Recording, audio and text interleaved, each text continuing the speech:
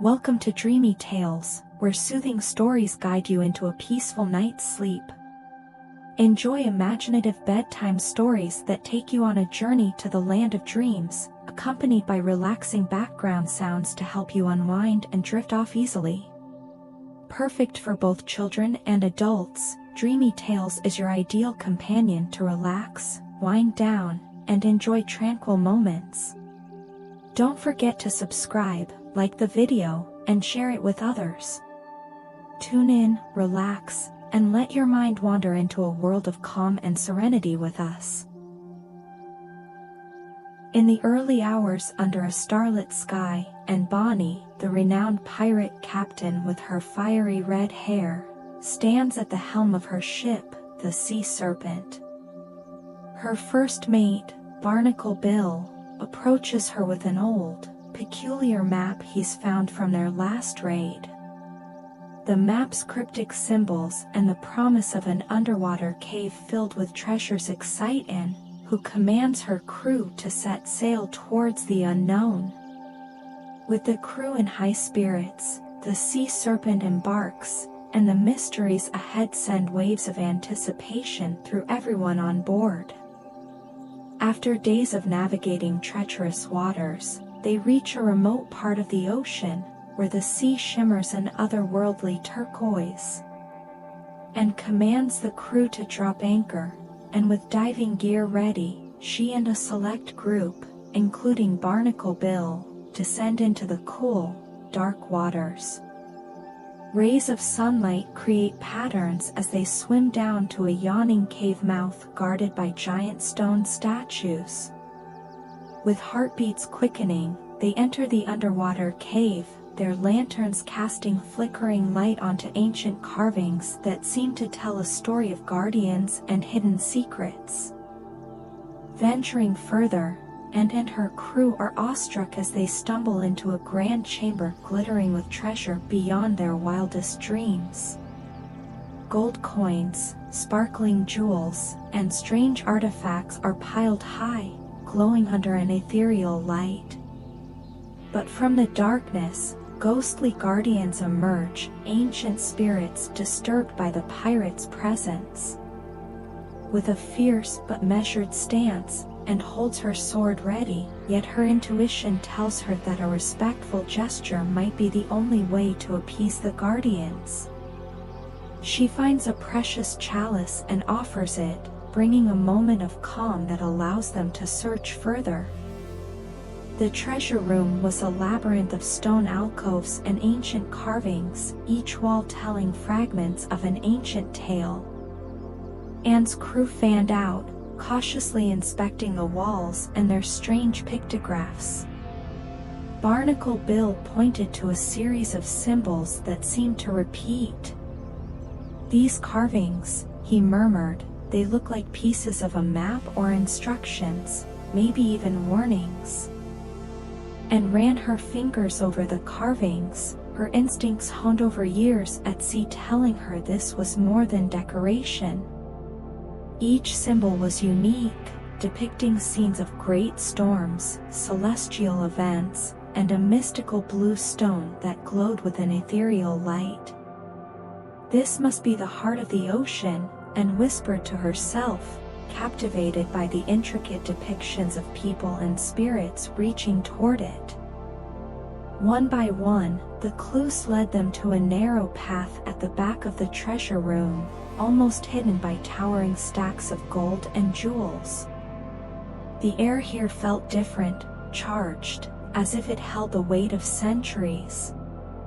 Following the path, Anne and her crew reached a small alcove where a crystalline waterfall of shimmering pearls cascaded down the stone wall. Beneath the waterfall, half concealed in the flowing gems, was a symbol matching one on the old map.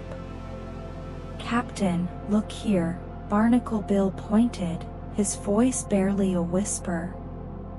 Anne reached out, placing her hand over the symbol, and a faint hum echoed through the cave. The pearls parted as if by magic, revealing a hidden door behind them.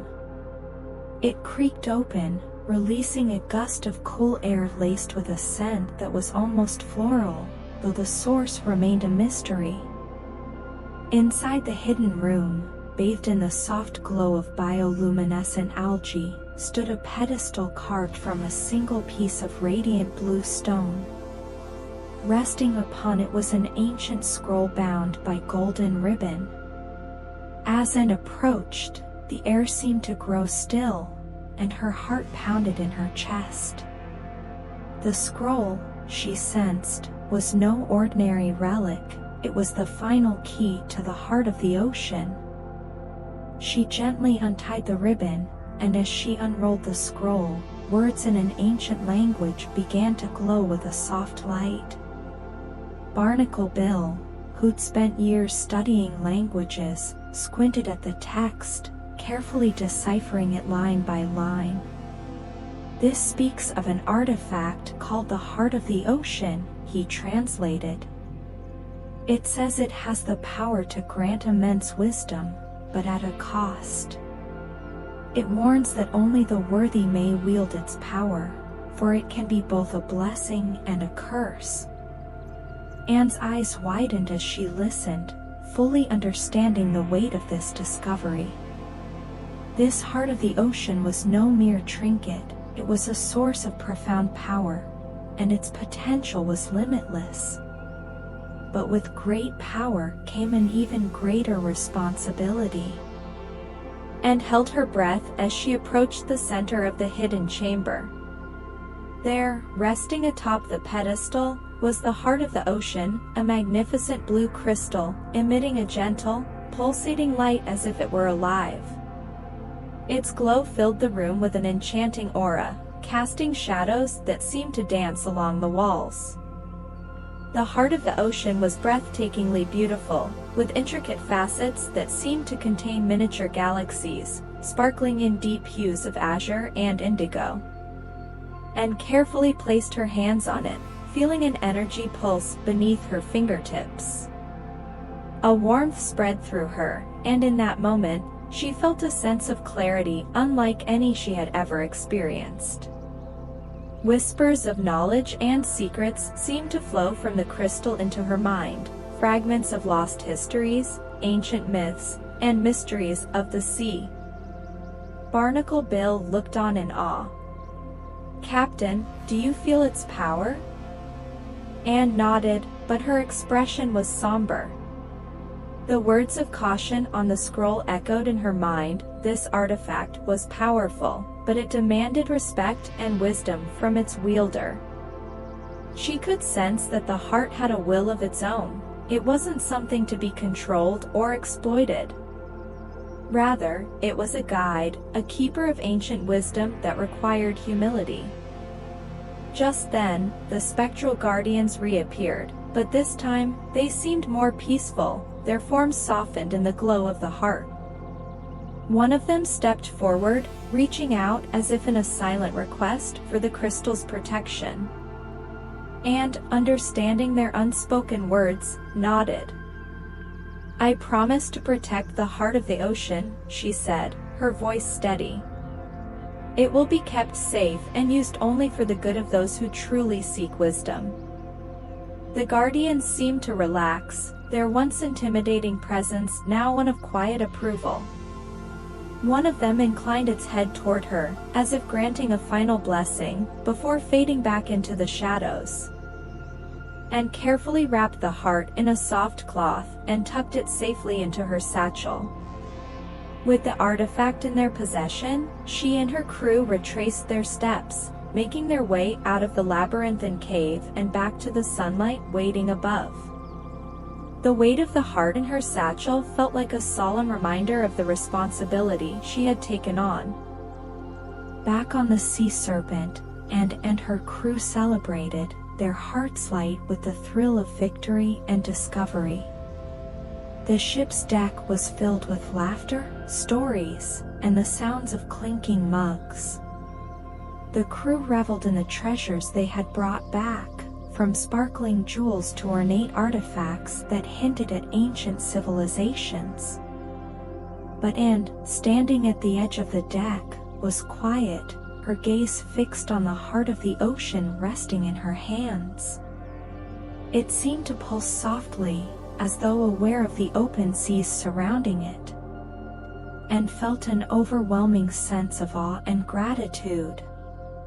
The heart was a reminder that her journey was far from over. Its ancient power called to her, beckoning her towards mysteries yet unseen. Barnacle Bill approached her, sensing her quiet reverie. "Captain," he said, his voice slow and respectful, "what do you plan to do with the heart?" And smiled faintly, tucking a strand of her red hair behind her ear. "The heart belongs to the world," she replied. "It's a gift for those who respect the sea and seek wisdom. We'll protect it, and if the time comes when it's needed, we'll know how to use it." As night fell, casting a blanket of stars over the tranquil ocean, and felt a newfound purpose, the Sea Serpent sailed forward, her sails catching the night breeze as they glided into the dark. In her heart, and knew this was just the beginning. With the heart of the ocean in her possession, the world had opened up to her in ways she could only begin to imagine. The sea stretched endlessly before them, promising adventures untold, and Anne Bonny, the legendary pirate captain, was ready to face them all.